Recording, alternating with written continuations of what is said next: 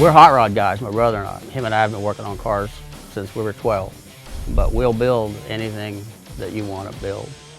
This is a 57 Olds Fiesta Wagon. They were a four-door hardtop sedan, and Oldsmobile contracted a company to turn them into station wagons in '57. So they're kind of rare. Well, this engine is a LT4 Corvette, 650 horsepower with an 8-speed automatic transmission. This headlight area was massaged to make the headlight fit the fender. The fender's been changed to fit the headlight. The rocket right here is from the jet age of '57, and this is artwork. Look how beautiful that piece is. Look at this grille. I mean, you just don't see this anymore. The detail that they put into the grille. Look at the massive size of that bumper. That's more chrome than most cars have on the whole car.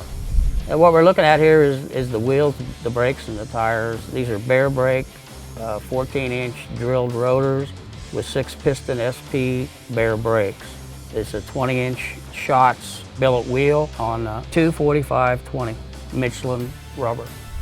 And this whole taillight area was reshaped to match this taillight. This is die cast, and it was trick chromed to accent the whole back of this car. This is where we put fuel in the car. You don't see that on too many cars. And you come on down to the bumper. The bumper's been all re-massaged to fit this car. And this is a fake exhaust. Most people think this is real, but it never was real. It was just an accent to go along with the tail light. Well, the interior of this car is pretty much original except for the bucket seats and the console. And we tried to retain the originality of this interior. All we did was make the car more usable and more driver friendly. The console had to be built because of the transmission that we used in this car.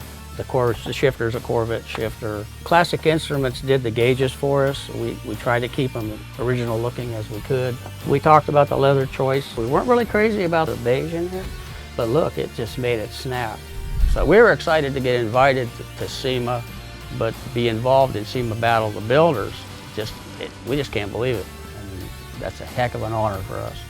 When people see this car, I want them to just see the quality of the workmanship that's behind the build and the beauty of the early designs. And that's what we're about. The builders are the guys we try to impress. I think the car speaks for itself. I think that's what's going to set it apart. It's not your run-of-the-mill build.